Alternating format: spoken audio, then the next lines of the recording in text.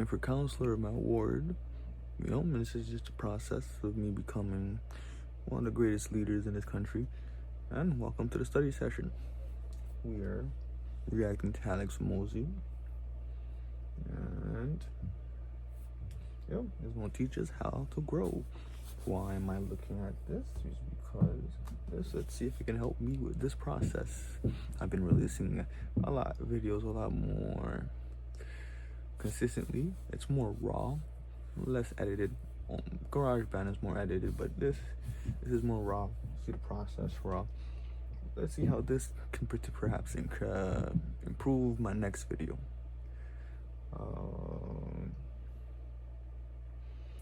Forgive the noise. The haters always hate.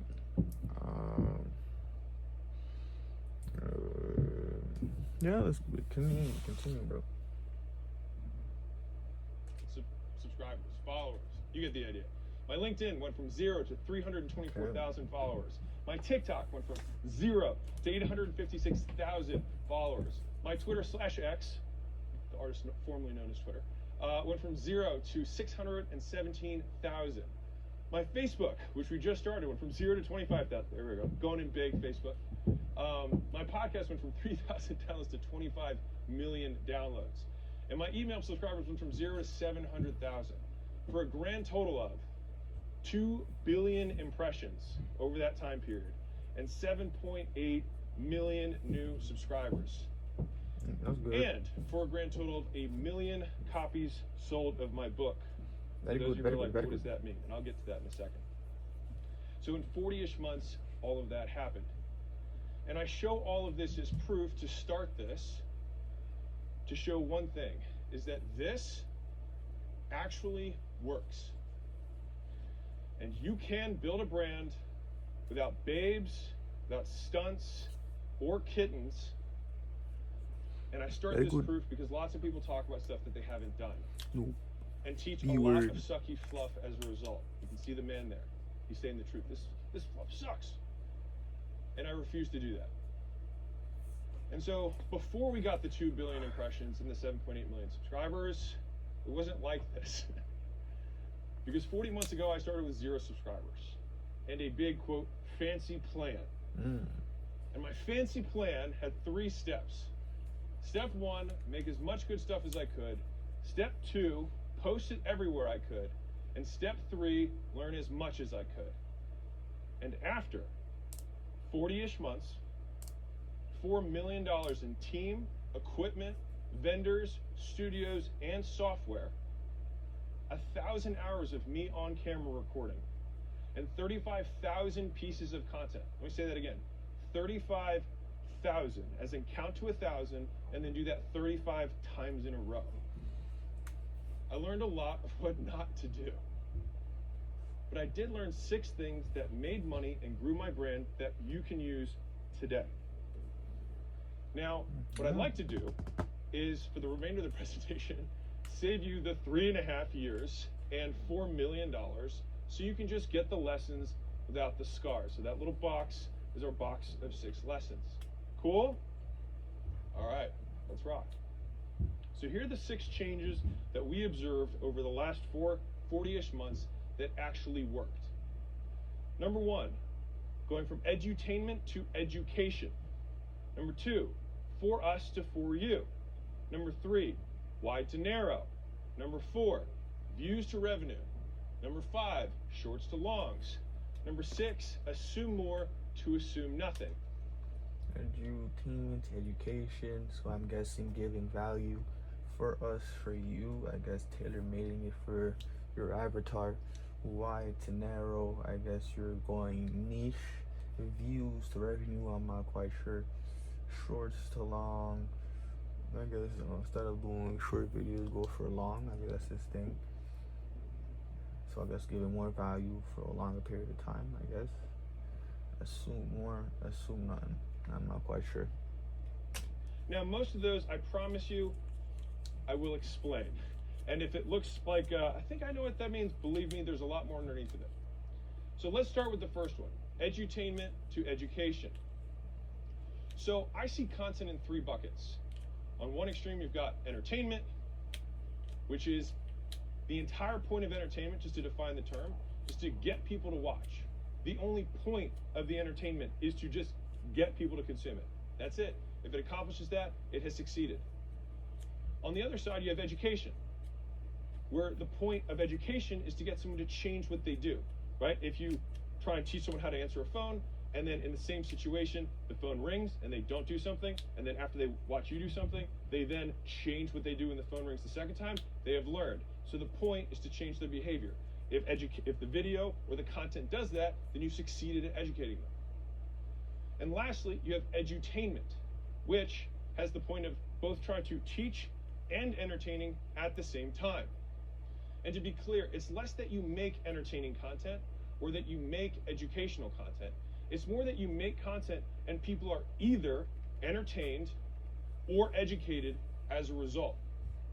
And so you can make one thing that entertains some people, and then that same thing educates other people. I guess education. And so I just want to make this very clear that you don't control the audience. You make something and then education or entertainment occurs. But for our purposes, I'll define the content category as the most common outcome of your content. And so if a lot of people are entertained, then you've made entertaining content for the purpose of this presentation, even if 1 or 2 people learn something.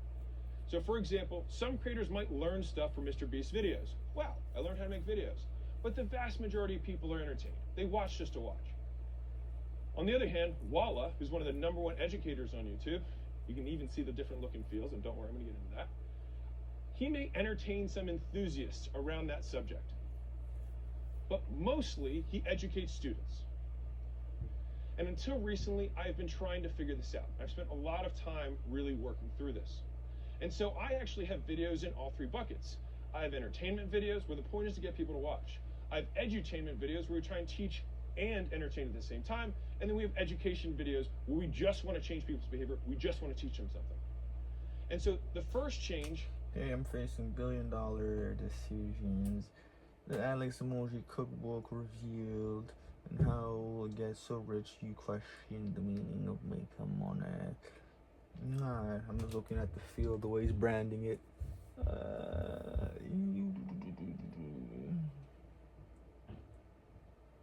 Number one that we see over lots of data, I'll support in a second, is that I'm going all in on education for 3 reasons. Number one is that when we looked at all of our data, all views are not created equal. I'll dive into that in a second. Number 2 is going all first change. Number one that we see for 3 reasons. I guess I'm trying to turn GarageBand into an edutainment type shoes. This is just education, GarageBand edutainment. Okay, branding it. Number 1 is that when we looked at all of our data, all views are not created equal. I'll dive into that in a second. Number 2 is I like educational videos. Quality over quantity. Number 3 is I like people who like educational videos too, and or people who educate themselves, people who want to learn. And so let me explain. Learning to learn. So all views are not created equal. So there's this theory, and this will be one that's gonna rattle some cages. There's a theory that media works like a funnel. In fact, the vast majority of marketing infographics and things like that, almost all are funnels. And the theory goes like this. You make entertaining content, and then the theory states that people who watch that content then will go to more educational content. Okay? Sounds simple enough. We've got something wide, we've got something narrow. Fantastic. But in our experience, in my experience, and based on our book sales, based on our email opt-ins, and based on the applications we receive at acquisition.com to become portfolio companies, it works much more like this, which is that entertainment people want more entertainment content. And education people want more, say it with me, education content. And so in other words, these people do not become these people, not in any appreciable rate that we would build a business around.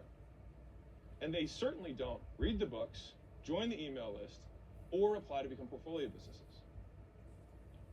So if I want more of these people, then they deserve the stuff that they value. And so that's the first reason that I'm doubling down on education. All views are not created equal. Number 2, the next is that I simply like doing it. All right, so, you know, I do believe that you should try and do stuff that you like doing. And if it happens to also be aligned with your goals, awesome. It's much tougher when the thing you like doing isn't aligned with your goals. But in this instance, when I got that first piece of data, I was like, thank God, because this is stuff I like making most. All right, and so when I talk to ideal customers, in my mind, they are business owners and business interested people. Because if you know me, and anybody who's close to me would probably attest to this, is that, like, if you hang out with me for any amount of time, we will probably talk about business, because it's what I love talking about. I eat it, I sleep it, I drink it, I work 7 days on it, and, like, I skip holidays for it, because for me, it is the holiday. So this is what I like doing. And this is what the people that I like serving also like. It might be his raison d'être. And so they like it better too. And this is where it got confusing for me leading up to this, and why this is so important, is that it got very confusing when you have so many people saying, man, I really like the entertaining content. And this is where it gets difficult. This is where you have to read between the lines of the comments rather than just reading the comments themselves, right? Because the thing is for us, or at least for me, they weren't necessarily who I was trying to attract. Again, there's nothing wrong with that. I mean, hey, if I could serve the whole world, I will. But I know that I tend to do better serving people who want to educate themselves than people who just want to watch or consume just for the sake of it. And so that's why I'm doubling down on going from edutainment, some entertainment. I guess in a sense, if you look at it in a learning to learning way, some people like to consume in a passive way, consume the information in a more passive way.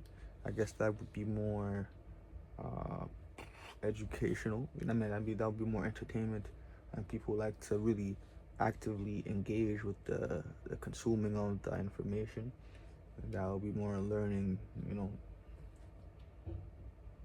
So I guess it's because there's two different things. I realize when I'm watching these type of videos, I have to be engaged. I have to be actively engaged. Sometimes I like to watch other stuff, and just so I can be more passive. It's more passive. I'm just trying to entertain myself. I'm just trying to perhaps just you can say distract. You know what I'm saying? To education. So that's number one. So let's talk about change number two that we saw. Going from for us to for you. You're like, well, what does that mean? Let me explain.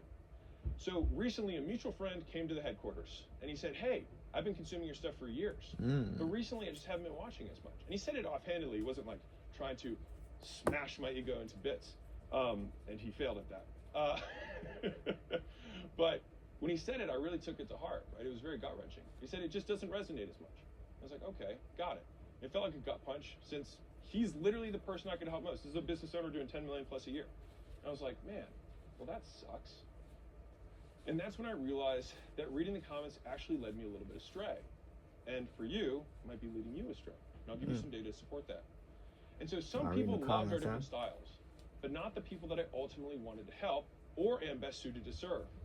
And so we realized that we were serving the wrong who.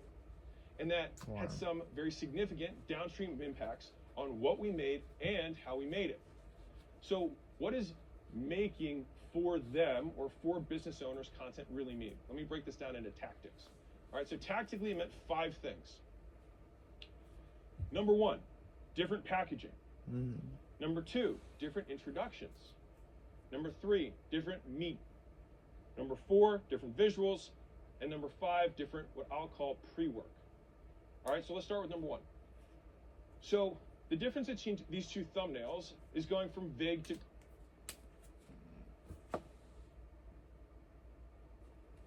Not bad, I'll write some. Active.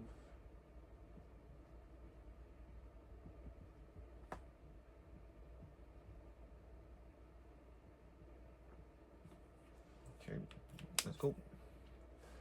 We're at 14 minutes, and this is 10. We're not Clear. far off. All right, so if I looked at all the stuff that we did in the past, if I said, what is the video on the left about? You'd probably be like, a rule of some sort that might have to do with money. Not sure. If I said, what's the video on the right, the yellow background video? If I were to describe it, I'd probably say a map or a blueprint or schematics of some sort that go from 0 to 1 million. Okay, well, guess what? The one on the right, it's exactly that. The one on the left actually has nothing to do with what that thumbnail looks like. And what do you know? when people click on something that they don't know what it's about, they have a smaller percentage of getting something they actually want than if you say, this is what this is about, and then they get exactly what they think it's about. So make it clear. So we're going from vague to clear in both what it looks like, the thumbnails, and what we say about it, the headlines. So that's number one, from a packaging perspective that we will be changing and or going more all in on. And I want to take a pause here for a second about this. There was also kind of a pervasive narrative in the kind of marketing world. It's like, you gotta have curiosity. You gotta you don't want to tell them everything. You want them to be able to get, no, if they want that thing, they will click on that thing, and then you just give them that thing. And that has been a very hard lesson for me to learn. And so I share it with you now. So the second is different introductions. You guys feeling this? Okay, good. Packaging, okay. Different introductions. Now this one is really big. So going from confirming the thumbnail or confirming the headline to proof, and this is super important, I'll explain the difference. So a lot of the things that I learned, like many of you, if you are trying to get into content creation of any sort or media, is that you look at the people who are... So I guess in this essence, quickly, because I don't waste too much of my data, I don't have too much on my phone, but it's just, what I can use now is just packaging differently. So I have to make the videos more, like these videos, vague to clear. So add more structure in a sense for me. So let's say I could have structured it in that way. I've already primed. This is priming, and right now I did the pre-consuming of the learning to learn process. So I did the pre-consuming, meaning I'm priming right now. I primed the video before watching it, and now we are in the middle part while we're consuming the information. So basically, I have to be actively engaged, ask myself questions, and really actively engage, and also encoding part of the shit, the process also. So maybe do it now with these videos, make it more clear. Okay, this is what I'm doing right now, so you guys are with me. This is like, okay, he's watching a bunch of videos, but why? He's like, how does this relate to learn? But now, make it more clear in that sense. Okay. Who are the biggest, right? And so oftentimes... Right now, I'm doing the same thing. I'm just taking this information and I'm connecting to it on a personal level. I'm personalizing it. How can this help me so I can use it? But let's go. The biggest people in media are entertainers. Now, why is that? Because everyone gets value from entertainment, but there is no one thing from an education perspective that can provide value to everyone. Why? Because everyone already knows different stuff. So if I educate a wide slice of people, there's still already people who know that thing and then do not get value. So entertainment, by definition, will always be greater or larger, the followings for those people, than people who educate. There is no bones about it. It is that way. And so a lot of the lessons that entertainment teaches, everyone listens to because they have the biggest followings. But I don't think the actual tactics they subscribe or espouse are correct at a tactical level. At a principle level, yes. And so let me just say a second about what that principle is that the person who's going to consume the content, we want to increase their perceived likelihood that they will get what they clicked. So just like the headline and just like the thumbnails, now when they said in entertainment, you want to confirm it. Well, that's because most of the sensational entertainment is something crazy.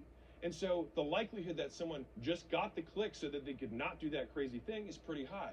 And so if you want people to watch you smash a Lamborghini, then you better have the Lamborghini next to you, or people aren't going to believe that you're actually going to smash it. Now, let's flip to entertainment for a second. Sorry, let's switch to education for a second. If I say I'm going to teach you a physics thing, okay. I'm going to teach you about the law of, I don't even know what the first law of physics is, but if you push it, it will move, something like that. Anyways, if I want to have proof or increase the perceived likelihood that they're going to be well taught, then what I actually have to do is edify the person. Why should I listen to you? If I'm the viewer, there's a zillion people that could write something on a board. But if you're a PhD physicist, then the likelihood that I will... Because you guys are seeing me actively day to day, see me improve day to day on how the content. And one day I'll get to the point where I just, you guys are going to see me apply it. You guys are seeing me do the learning to learn process in a grand scale in real life. I'm learning, I'm priming, I'm encoding, I'm doing some recall. I'm doing, I'm interleaving the information, you know what I mean? I'm connecting these information together. And you got the practical, applying the information, doing the work. So you guys are seeing the process, in real time. So, I know this is going to take time, but you guys are going to see, like, the results of that. And you guys, it's building trust. He's consistent. Boom, boom, boom. But let's go. Listen to you and that I will get what I want is much higher. And so in both of these examples, we are actually doing the same thing, but we do it differently if you want to educate. And for me, when I looked at my videos, and I'll explain the data in a second, it became really clear. And so I'm just like you guys. In entertainment, it's say the title again, and then literally show them what was on the thumbnail. In education, it's show them that you can do what you promised them in the thumbnail. And that's the difference. And to then literally show them what was on the thumbnail. In education, it's show them that you can do what you promised them in the thumbnail. Okay. And that's the difference. And to figure out what made common sense, intros for our videos work, I actually rewatched my top 35 educational videos. This actually took some time. And so let me just save you like a lot of hours and just give you the nugget. And so I actually developed a new moniker around how to think about introductions for ourselves that I'm spreading throughout my whole team, and you can just steal it. Proof, promise, plan. So I'll break down all three of these. So all of the introductions of the best education videos that we had these three characteristics. And I want to make one point about the order of these, is that you can have these three mixed in any order you want. I would emphasize the one that is the most important for that particular piece of content. So if you have something that you're making that you think the proof is going to be really important, then lead with that. If you have a promise that's incredibly important for the audience, then lead with that. If you have a plan that for some reason is going to be more emphasized, then lead with that. But I would say that for our content, for the most, because I'm a business educator about making money in general, most people have this big glaring sign above their head before they can even turn on the volume of their brain, which is, why should I listen to you? And so I tend to lead with proof. And so proof is that you prove that you know what you're talking about. You give people a reason to believe you. I agree. The promise is to tell them what they're going to get or learn from the video. And the plan sets the expectations of what will happen next. So let me give you a real world example of this. I started this presentation with data that shows that I've done what I'm talking about. If I went up here and just skipped this part, you might be like, okay, all of this up to this point, why common sense. to you? And you'd be right in thinking that, because you have no idea who I am. I could just be some random dude that looks like a Birkenstock, slightly lumberjacky-ish, weirdly dressed man. Like, why would you listen? And you'd be reasonable to believe that, right? But if you start with that, then you're like, okay, well, very true. Something. The promise was what I said you would get at the beginning. I said I learned 6 things that made money and grew my brain that you can use today. And I'm going to save you $4 million in 3.5 years, and you'll just get all the lessons that I learned. That was the promise. Making sense? Basically, he's trying to be the mayor. You know what I mean? You're trying to be, my bad, nigga. Too many steps ahead. He's trying to be the counselor? Like, who do you think he is? He's very true. He's very speaking the truth. Okay. And then finally, we had the plan. I said, how are we going to get there? How am I going to complete that promise? I said, well, there's 6 changes, and I'm going to walk through them. That's the plan. And so leading with those things, we found got business owners, or the people that I'm interested in, to actually better frame and perceive and get educated on the content that we're talking about. And so that's what we're changing out of our introductions. Third, now let's talk about how this strategy changes the meat of the content. What we're actually like the real bones, the potatoes, all right? Is that going from B-reel / vlog stuff, because we have made that, to lists, steps, and stories. When we looked at the educational content that did the best, they had more of the right and less of the left. From razzle, I would love to say to dazzle, but it really is, it's just razzle on the left. And so I actually wanted to show a different type of content. So I don't want to make this seem like this is all YouTube-y. I just have, like, long form video there has all of the elements, and some platforms don't have all of them. So YouTube's a very easy platform to base this off of. But this is from Instagram, and TikTok would function the same way, etc. So if you look at the squares here, I just pulled the last 30 days of content that we made. And I looked at our bottom performing over the last 30 days that we posted that were reels. And then I looked at the top. Now, interestingly, it was almost a perfect reversal. So the bottom 12 videos that we made 8 out of 12, I would say, had more razzle emphasized. It was more about effects, a little bit higher production. And on the flip side, and this is what was crazy, and this is why I'm sharing this stuff with you, because like I would literally never have guessed it, and that's why we look. 9 out of 12, 75% of the best videos we had emphasized language, emphasized the actual message more than the production.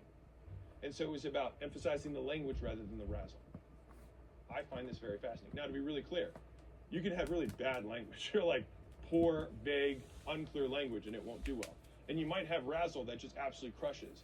I just look at the trends of 75% on this side were this style or this type, and 75% that weren't as good were this style. Well then, let's do more of this and less of that. And so those are the main meat changers that we're doing in the videos. We're emphasizing language. This also was true with lungs as well. So if I go and show you this real quick, language, that's on the screen.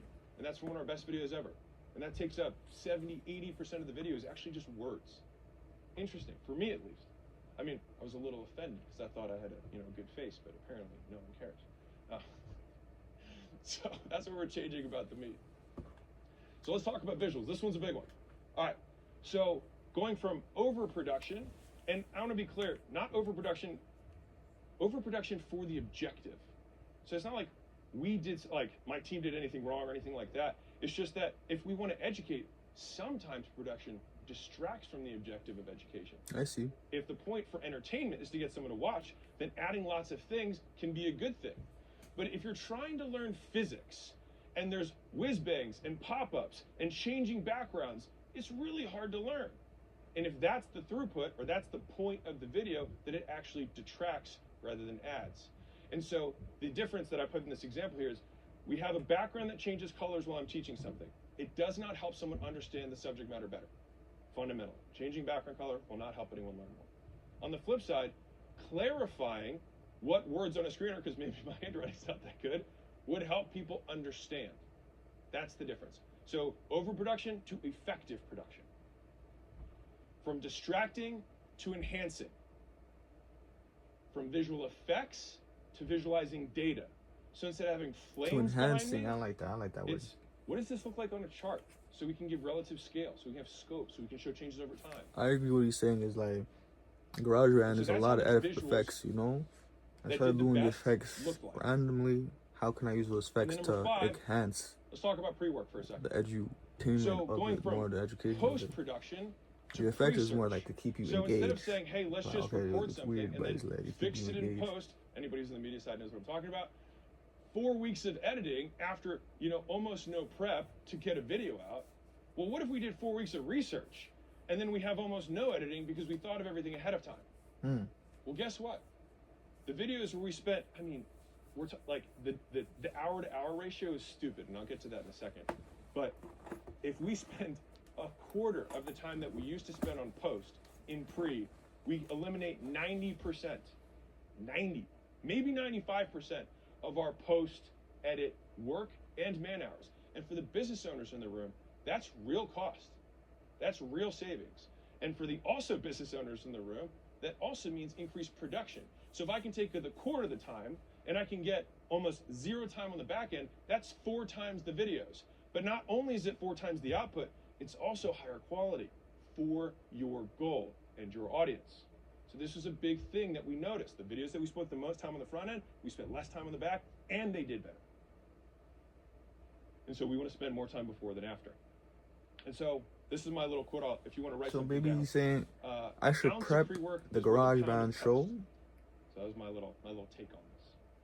And so by it's focusing more on easier what to, educates and what it means, Maybe, we I'm just rate, I'm trying to and see. everything else distracts from that goal. And so those are the 5 things that we're changing tactically, that we're doubling down on to cater to business owners. This, at least for my audience, is what they cared about. And I happen to be in that audience, and I feel 30 that minutes, 29 minutes, okay, so 23. that's how we went from for us as media people to a degree, because I've gotten into this now, Okay. to for you or for your audience. For your Main thing is audience, for business okay. owners. So now let's talk about why dinero. All right, and this will also ruffle some feathers and rattle some cages. So instead of talking about relationships and college and food and lifestyle, I'm going to be narrowing down, or doubling down on, if you will, business models, business leverage, and selling in a business. Notice business being in all of these videos and all these topics. I just had a great content idea, bro. I'm gonna write that down. My bad, I gotta write that down, yo. It's basically there's a new restaurant in the Vern that just opened. It's called Family Bakery, and I'm like, okay, we've been there. I've been there in the grand opening. Why not? Maybe dissect perhaps his business model and possibly how can he get more recurring customers, and how can he increase, his margins. Yeah, we'll dissect that after. That's a good idea, bro. I'm gonna write that down. I just said in the video so y'all see. So we're integrating now. We're interleaving information. And so that's how I'm going narrower. Very simple. Now, I'm gonna go back a slide because I want to hit on this for a second. Write that down. Just like I said earlier, that people who like entertainment also just want more entertainment. What we also found is that people who, I'll go back quick, people who watch relationship stuff want more relationship stuff. And as they should, that's what they clicked on. That's what interest. They want. That makes sense. And people who want to learn about college are people trying to make a decision about college. Guess what those people probably aren't? Business owners. Kind of answers one of my questions. questions. And people who want to learn about food, they watch other food videos. And people who want to learn about lifestyle probably watch other lifestyle videos. But for me, those were not necessarily the people that vibe the most with my stuff. Right now, because I don't really have a determined avatar right now. Avatar is more, I wasn't sure, should I focus on an avatar or should I focus on the algorithm telling me, okay, you might be interested in that, so focus on, okay, yeah, the algorithm is going to tell me who my avatar is. But he's right, I want people that maybe perhaps are like business, they like entrepreneurship, that like to learn. Perhaps it's my fault because you put yourself sometimes you put yourself in a box. Like maybe I could apply to this wider, you're like, damn, it's a young, good-looking kid, good-looking young man, just teaching other people, grown people, how to do business. Or you're like, nigga, I'm that guy, bro, you know what I mean? So whoever it applies to. So perhaps my shit might apply to like my age to maybe 30, 35. Young people from Toronto, you know what I mean? Like, but I still got business. Maybe like family. Like, the person that owns that, he's not as old as you guys think. I think he's 28 or 30 or something like that. You know what I mean? So maybe people like that, like business owners. Okay. And that makes sense because, to be fair, this is a little bit more foreign to me. When I talk about business, I feel very comfortable. When I talk about these things, I just give what I would consider hot takes. This is my perspective. So that is what we're doubling down on in terms of the topics that we're choosing for the content we make. So that's number 3. Let's go number 4 in terms of the things we're doubling down on. So before this, we used to track views. This is another big one. Man, all 6 of these are big. Man, I'm glad I made a presentation about it. So before this, we used to track views as our primary metric. So I'll take a second here. Who uses, be honest. Everybody's like, you can't trade likes for paying rent. You can't pay payroll with views. Sure, okay, got it. Who here actually tracks something besides views? You say it again. Who makes views the most important metric you track? All right. Right. Okay. A lot of you. That's okay. Me too. You're right. But I'm going to give you a good metric that you can track. And this was after pouring through, believe me, I'm a big guy. A metric that you might not expect. Okay. So the main reason is that I had a 6 to 12 month deal cycle. So I started by using views because I really had no other metric. Because for those who don't know what I do, well, I'll explain in a second. But we had no idea what it would do besides driving awareness, and I didn't really have any other objective, right? But in that time period of doing a deal in every 6 to 12 months, because we buy companies, that's more or less what we do, we began seeing a much closer correlation with faster feedback metrics. And ideally, in any business, you want as little latency between the metrics you track and the behavior you want to change. And so if you want to get people to change something and you want to look at something that takes a year to get feedback, really tough to change behavior. But if you can have a metric that you can see daily changes or hourly changes, then those are things that are going to much more quickly change behavior so that you can have 100 feedback loops in terms of changing and getting better than 1. every year. And so besides book sales, opt-ins, and applications, there was a metric that stood out as fastest and most measurable. It was ad revenue. And this is really surprising to me. So, this is the point I want to make real quick, is that, to be clear, for those of you who don't know who I am, ad revenue is not how I make my money. All right, just very clearly. For those of you who don't know, my wife and I exited our first big company for $46.2 million in December 2021. You can Google it. American Pacific Group was the private equity firm. Jim launched Prestige Labs for 2 of those companies. And since then, we invested and bought a number of companies that have grown a lot and do over $200 million a year. Okay. So I do media to feed a lot of different things, but I don't directly monetize the media. And ad revenue is, I'll explain why in a second, is an important metric that we can use for everything else. Okay? So these are companies that we own. Great. So for me, I pretty much always ignored ad revenue and just saw it as something that could offset some of the cost of my media team. There was really nothing else. But I was wrong. It's actually so much more. So let's dive into a little bit for a second of how does ad revenue come to be? So it comes from 2 things. This number of views times revenue per views. Now the actual term is RPMs, which is revenue per mille, which is French for 1,000. But it's number of views times the revenue that you get. Okay, per view. Fantastic. So it takes into account, and this is why this is important, because we thought views, and that was the only metric we had, but we had to have something to counter it, because otherwise then you get views for views' sake. But we needed a quality metric with a quantity metric, which, by the way, paired metrics, if you're ever tracking something for a department, having number of tickets resolved with rating against the resolution of how well those customer service reps resolve, paired metrics allow you to get to the best or most effective throughput for any department. And I just didn't know enough about media to find out what our paired metric was. And this happens to be a single metric that pairs both. And so it takes account the quality of the audience, which for me was business owners who have amongst the highest spending power. And so RPMs are the highest. Now, so for me, the RPMs go up. It means I'm getting more of the quality people that I want. And so this gave me and my team something that we could shoot for that balanced making videos for the right people who wanted to watch. So, ideally, we absolutely want to crank views with the right people. And that's what that was able to track for us. And looking backwards, the month with the highest RPMs and ad revenue also created the most book sales, the most opt-ins, and the most business applications. And this had nothing to do with how many views we got.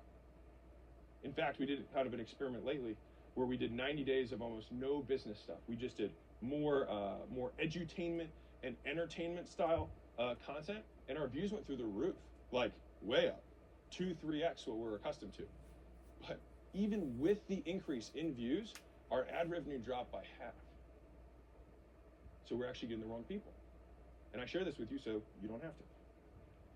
And so the nice thing about this from a team perspective, for those of you who do have larger teams and want to translate this over, is that my team now has real-time access to this. So they can see every single piece of content and the ad revenue that it generates. And they can quickly generate baselines in their mind of what's good and what's bad on an objective metric that really is good and bad, rather than just hey, this video cranked. Yeah, but it didn't bring any of the right people. We got this thing that had 10 million views, okay, but it drove nothing. Versus we had this video that had 100,000 views, and it made more ad revenue than the one that had 10 million. And we saw the corresponding increase in the metrics that matter to us. And so that's why we switched from views being the metric that we're optimizing for to ad revenue, because it's a leading performance indicator. It happens almost in real time rather than something that happens in arrears, to go fancy word, later. So that's number 4 in terms of the things that we're doubling down on. So let's talk about the 5th one, shorts to longs. All right, this is yet again another big one that's going to ruffle some feathers. So for a long time, the prevailing idea in content marketing was, again, a funnel. It's like everything's a funnel, all right? And it was believed that shorts viewers got more people to then watch longs, and then those long viewers would then translate into becoming customers, right? So people watch shorts, and then they watch longs. Shorts would be like a hook, or like an advertising for the big one, but again, the long when we looked at the data, it looked more like this. Shorts viewers watch more shorts. And long viewers watch more longs. Not all the time. And customers buy more content. What are you saying? And so the point is that these are different audiences. And I will make a note here that this can change my platform.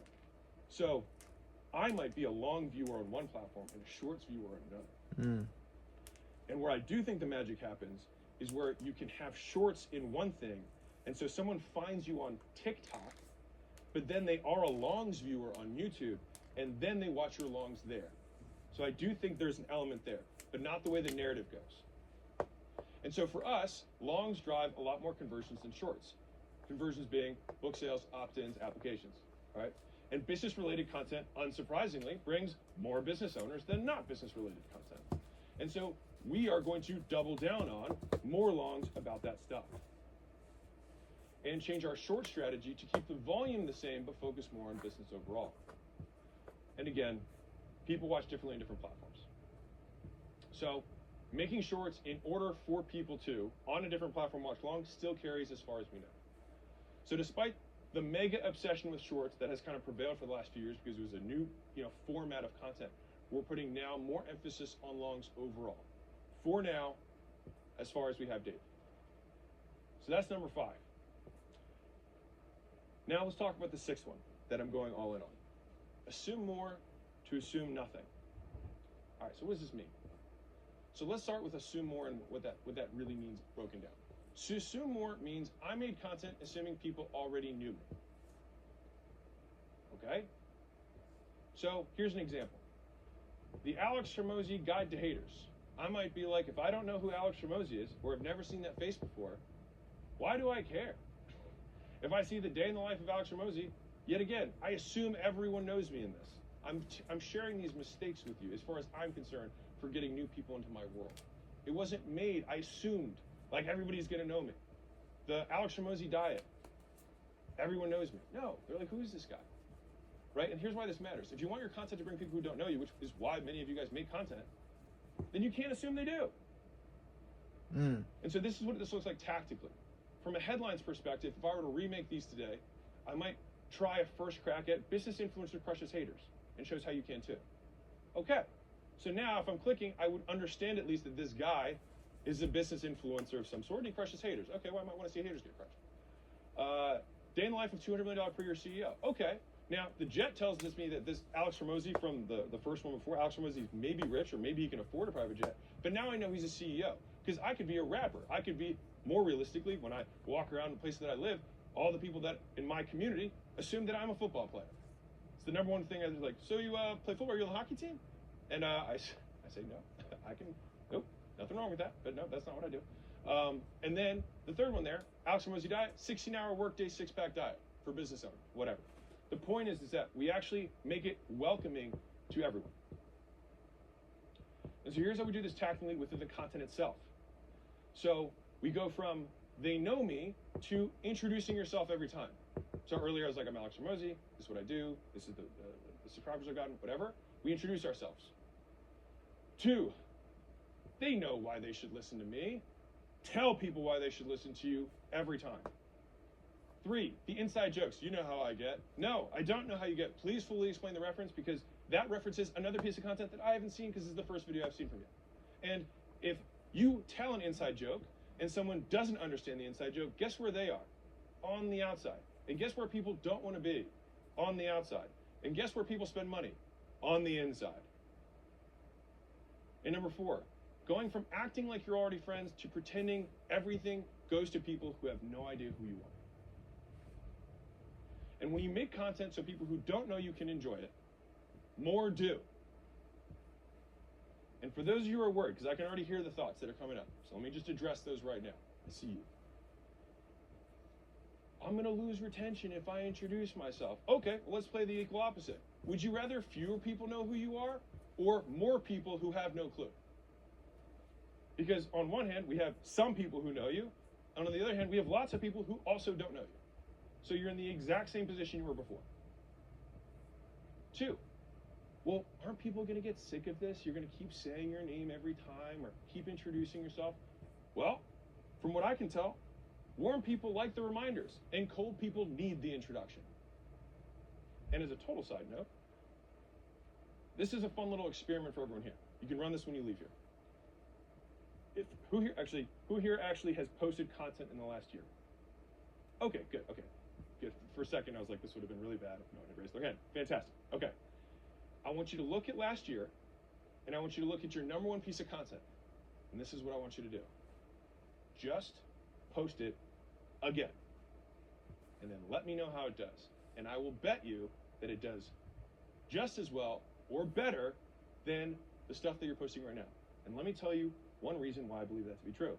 Because if you have been posting consistently, guess what's also happened? More people have entered your audience. And guess what they haven't seen? That amazing piece of content that everyone from last year said was the #1 best thing you ever made. And you know what you said? New people, you don't get that. That was only for my old folks. My OGs, they only get that.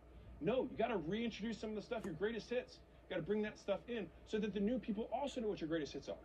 So that the lore continues to compound and grow. So, number 3. And this one, or sub-point. And this is one for me personally. I follow a bunch of quote accounts. I like comedy and philosophy and like fighting. There's like kind of categories that I follow, and gym equipment. And so I get quotes a lot on my newsfeed. But you know what happens when I see a quote from Sophocles or Epictetus yet again that reminds me that I should just toughen up and keep going? I like the reminder. I'm not like, Epictetus, God, you lived 4,000 years ago. Like, get over yourself. No, he's not making new content, but guess what? People still post it and people still read it because we need to be reminded more than we need to be taught. At least I do. To give a little tactical one on this from mainstream, because this might resonate for some of the older people in the crowd, there was this thing called television a while back, used to be big. Anyways, instead of having it on your phone, it was like this big screen on a wall. It's a whole thing. Anyways, I won't get into it. It's like floppy disk. Regardless, floppy disk was, okay, anyway. So there used to be this thing where at the beginning of every show, there was a theme song, right? So they'd be like, cheers, where everybody knows your names. And there's always a little introduction. It says produced by and all that stuff.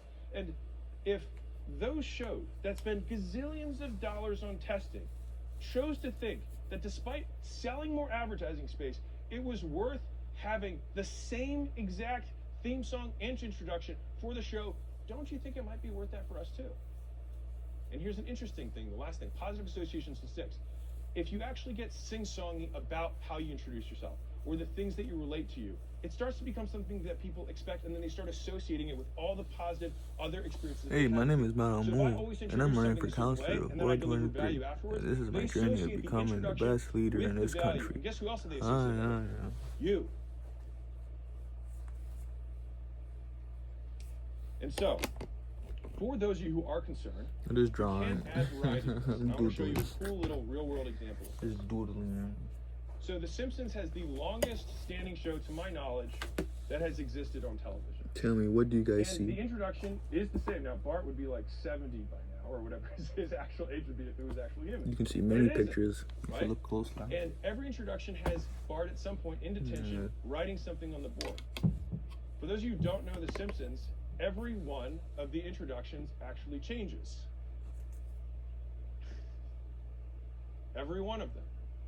The body. And so they still have the introduction that has all the positive associations big body. with the funny times and the humor and the laughs that you've had with the show, but they introduce a tiny bit of variety into them to keep it interesting. And then what happens is people look forward to these introductions. Or you can kind of see the cat, if that makes sense. The real fans now get catered to, You'll see and the new fans don't know about it yet, big but body. they will. And so now you actually serve both sides of the audience, the people who know you and the people who are just coming cold. And so that's it. Small variation, same introduction, you let the new people in, and you give something to the people who already know you. So, title it like they don't know you, introduce yourself, say why they should listen, prioritize the content that makes sense for strangers, deprioritizing the vlogs, the hot takes, the opinions, because if you can serve both audiences, serve both. Let the new people in, rather than have a wall they have to jump over. Let them in on the joke. Fully explain the references that you make. Make all jokes inside jokes for everyone. And then finally, mentally act as though you're always talking to a stranger, because if the content does well, you are. At least, that's what I'm going to be doing. And so that's the 6 big change that we're doubling down on. And so now that we covered those changes in my strategy, I just want to get real for a second. Everything has a cost. And it's not that other types of media or other topics or other formats don't work. Obviously, we had a smorgasbord. We had a huge variety, a cornucopia, myriad content types that we did over the last 40-ish months. And obviously we had 7.8 million subscribers and 2 billion views during that time period in a niche audience of business owners, which is pretty good. And so it's not to say that other things don't work. I'd even say that my mess ups also work to a small degree. It's just that they didn't work as well as something else might have. And so the game, at least as I see it in entrepreneurship, is figuring out what's my biggest bang for buck, right? What's the content that gets me the most of everything? Because you only have limited resources. You have time, money, and This is kind of like, honestly, this is kind of like learning to learn. Nothing different. You see, it's like, some learn, you're seeing information. This, if you seclude this, you know, you don't see the upper part. If you don't see this part, you can see this upper part. It will look like a motorcycle. That mean motorcycle going this way, boom, boom. If you seclude, now you just see the thing. It's like learn is that way. Sometimes if you look at the elements, the informations, you organize it in different ways. It's like, okay, now I just see like a rectangular with this, but in context, you might see a whole picture. But sometimes you look at it, oh, sometimes you might see, okay, now I'm in context to this. Okay, if you look at this only, you can see, okay, this is a wheel, and this is, okay, motorcycle, whatever. But then now in context of this, you see now it's like it looks like a mouth now. Now the wheels become eyes. Now the wheels become, you know, it's just in context. Now you see ears now. Now you look at the motorcycle, this not a motorcycle, the construct changes, you know.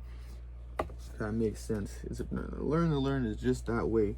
If you know read here, bro, just organize.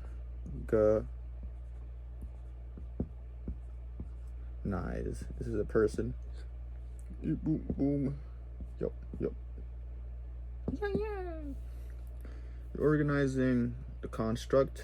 You see the info. You see info. And if you're good enough, you see patterns. And sometimes those patterns make a construct.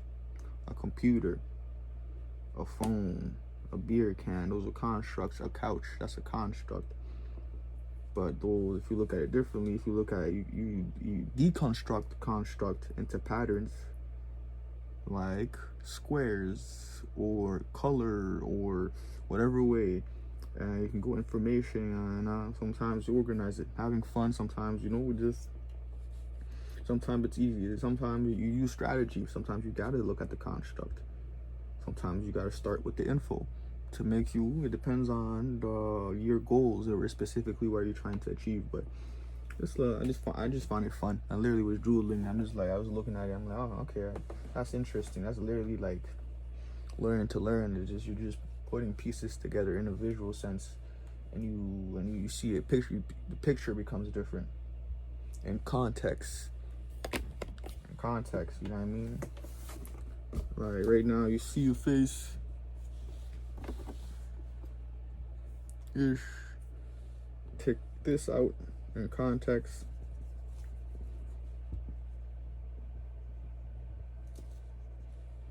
Now it becomes a motorcycle again.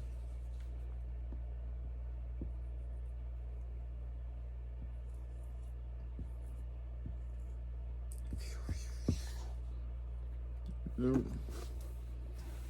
context can really change the whole frame of it, make you look at the thing differently.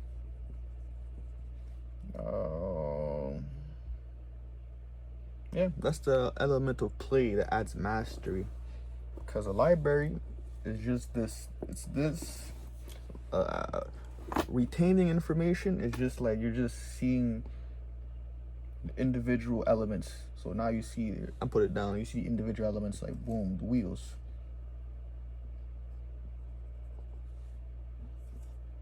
Or you don't even see wheels, just individual elements. You see this. You see them you see them isolated. That's what retaining information, you see them isolated. Mastery is putting them together. Is reconstruction, putting them together. Boom. Because how we look at things, it really affects how we do it. So we see this, you see this, you see this. That's retaining information.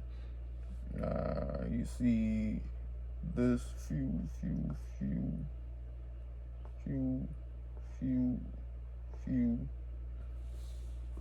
Or you might see this. You might see this shape. You see this shape only. Boom. What do we call that? See, now you see them in seclusion. Maybe you do geometry, and you're like, okay, I recognize this shape. That's just, you know. Now it might be a little bit different. Now you put them together. Oh, you might be like, fuck it.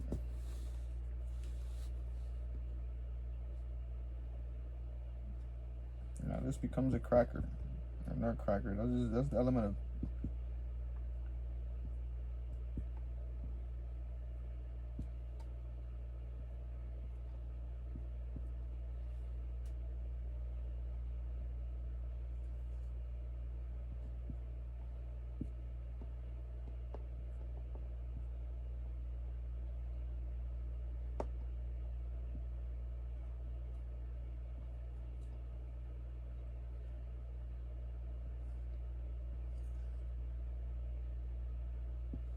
The wheels.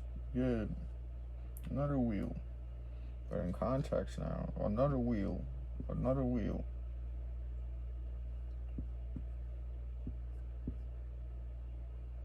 Another wheel.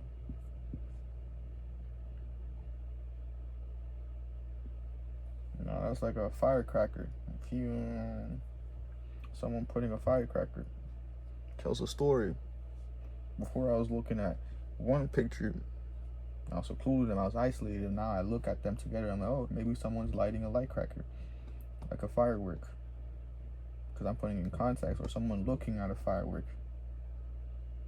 Like I said, it was just a wheel. But, you know, those two wheels, those circles. A wheel is a circle. It was a circle, so it was like, oh, it's you. Yeah, you get it.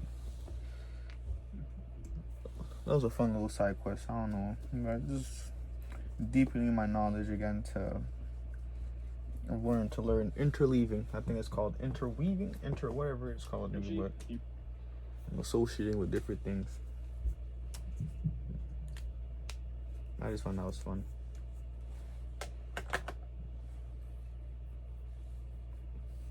And then in engineering, there's a rule where it's like, don't isolate the sound. You gotta hear it in context. Sometimes, like, the sound, if you isolate the sound, it might sound thin, it might not even sound good, but when you play it in context of the other elements, now it fits, it sounds good, it fits the ecosystem, it fits the goal, you know, of the song. So that was in context, yeah. In solo, yes, it might not fit in the bigger picture. So now I'm putting, that kind of made me connected. My counselor brain is going. I'm like, can that be it? Like for people where you just like in isolation, you might see them like, okay, they're not useful. They're not, you know, like you isolating them. You're like, okay, yeah, it's not contributing. Oh, this person's a blah blah blah blah blah. And we're just like, but that's because maybe we're not framing it in a sense where these people can be useful. Just like engineering, you know, like one sound can sound isolated, it's not good, but in the context of the grand masterpiece, it's playing its tune and it's contributing to the melody. You know, and if you try to change it, if you try to change the sound isolated, you'll forget how it fits into the grand musical play, you know what I mean? But yeah, so I guess it's just connecting. Like, people could be the same way, you know. Maybe you might try a certain person, but you don't see how this person or the citizen is in, you know, in the grand context of the boom boom boom. And sometimes you gotta ask yourself, are certain instruments, it's a metaphor, certain instruments are made to sound or look bad because of, like, maybe like one, like we want the symphony to look this way,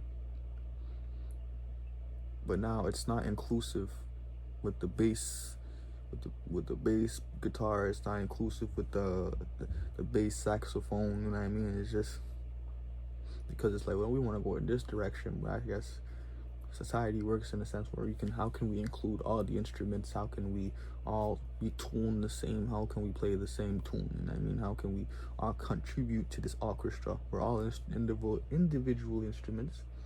We all have our strengths and weaknesses. How do we place it so where it sounds nice? It's coherent. It at least sounds coherent. Everybody's coherent to the same, you know. Hopefully you got what I got, but video's almost done. For that, it's what I've learned. How can this video help me is active, passive engagement, and learning to learn. There's in consuming of information, because everything is information. Even if you're watching a cartoon, that's information. You're consuming something. You're consuming information from your senses. Okay, and so there's active and passive. So there's three types of content. There's education, there's edutainment, and there's entertainment. So for me, from learn to learn, I kind of organize it in a way of active and passive engagement. Some people are just actively engaged with the information, so that means focus. The people are focused, and now focus is a muscle. So now you're focused because you have perhaps a particular goal. Depending on how organized you are, you want something to focus. And passive engagement, where maybe you just came from home and you're not really trying to focus. You focus all your way at home. Now your muscle is tired. Now you're just trying to relax it. You're just passively engaged with the information. It looks nice. It's like I said, distracting you. It's like a little candy to your mind. You know, a little candy, just candying. You know, it keeps you hooked. It doesn't take much effort, and that's okay. Passive engagement, you know. So if you're throwing a lot of information I consume, that takes a lot to like But if it's like a little sweet, you just give them little candies, you know, something easy to digest, a little soda, a little thing. It's not like eating a full course meal, you know. Full course meals takes a lot, you know. So that's how I was looking at something. Okay, how can I? So I know for me, I'm doing it's more edutainment, and I'm leaning more to the edutainment and the education side. So passive, so it's very active engagement. That's okay. But I'm trying also to move with the edutainment, is how can I encompass both, so it's more like, okay, it's not too heavy. The meal is not too heavy, but it's also not too light. You're just like a nice little, perhaps the best way I can say, maybe Subway. I won't say it's fast food, but it's still healthy in a sense. So that's how I look at edutainment. Still, you know, it's still like healthy in a sense. You know, it's not really, you know what I mean? You can still get fast, but you know you're getting something healthy. You're getting some, you know, some fruits, some vegetables inside of it, and some meat. It's all around. But it doesn't take much, you know, to digest. We're going to vague to clear, make things more clear. Niche, and I think he helped me also. We want to get very clear. So when people get in the video, you guys get to know, okay, what is this guy doing, and how is this, you know, like, it's okay, oh, he's a learning to learn guy. You know, he's a guy learning. He's a guy that wants to be counselor. And he's learned to learn. I feel like he likes to study a lot. Oh, okay. Boom, boom. And he does, for some reason, he does like this, you know, like, he teaches you how to do, you know, just study. He likes to study. Kind of like a teacher, you know, no, in that sense. But we're not too fully there. But yeah, make it clear. So I can, for next video, is make it more clear. How can I make it more clear? By maybe in the first, letting people know who I am. What's the goal? And what are you getting from this video? That's the intro, you know, who am I? What's the goal? And what's the journey? And what are you gonna get from this video? Vague to clear, and why should they listen to me? And I guess, you know, like, why should they listen to me? Maybe I can put that in the comments. It's just like, nigga, you're just showing, you're seeing day to day what I'm doing. You know, it's like you're seeing the improvement, and every day it's gonna get improved. Every video is gonna get improved. Just like this is helping me improve the next video I'm gonna do, which is gonna be another Alex Hormozi video.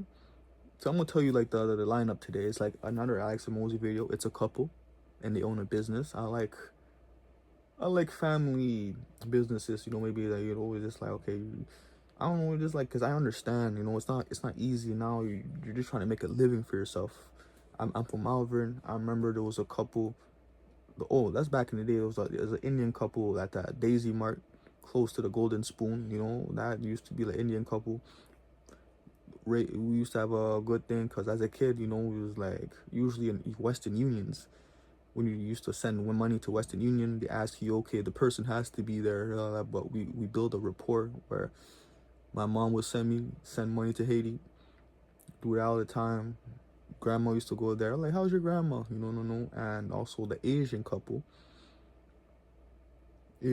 where it's like Markham Station, where the smoking gift. That's them before, you know, when they used to have all the signs of all the lottery winners and stuff that used to win there. And they were also a couple, and they were doing business together. And that's something I just noticed. I'm like, okay, they're couples and doing business. So this is how they're surviving. And they're not there no more.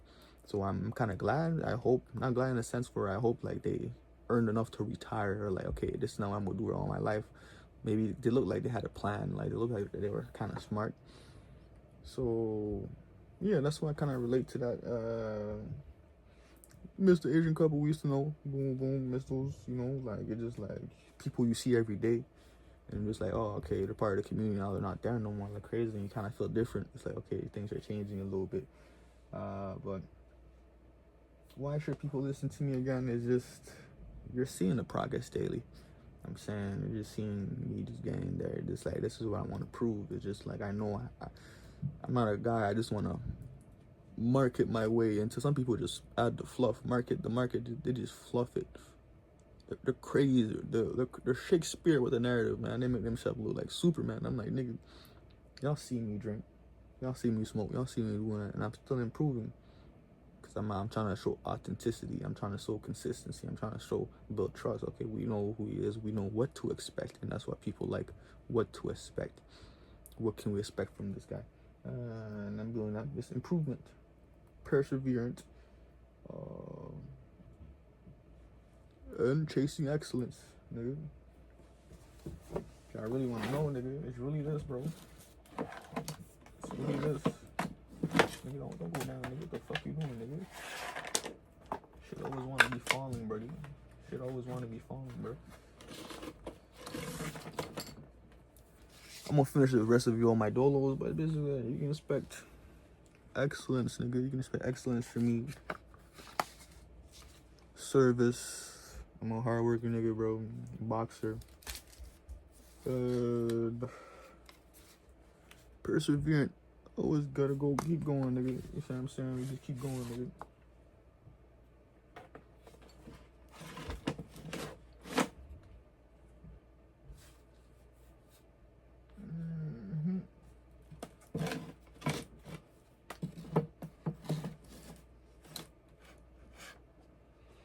Pretty much it.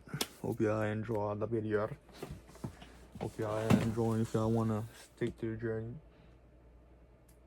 Me. This is basically, nigga, even if you guys forget about me, if you guys don't see, let's say I'm still be gonna do it. You might see one of my videos, okay, who is this guy? But you guys gonna see, okay, oh, he's still doing it. And that's the point. And I get it, you know, it's gonna take time. I'm not trying to do no crazy or get women, get some grooves, some cliche stuff like that, bro. Shaking ass and do all that shit. So I'm more focused on this. I want this to be the foundation because I look at the bigger picture. Like I said, you gotta look at the bigger picture. You gotta look at long term. I'm just trying to build that foundation. And sometimes building a good foundation is good, not a foundation based on lies and stuff. Just like you want really, you know. You look at the bigger picture, man. So delayed gratification. This is not. I'm not gonna lie. This is more than just $1 million business, but this is big.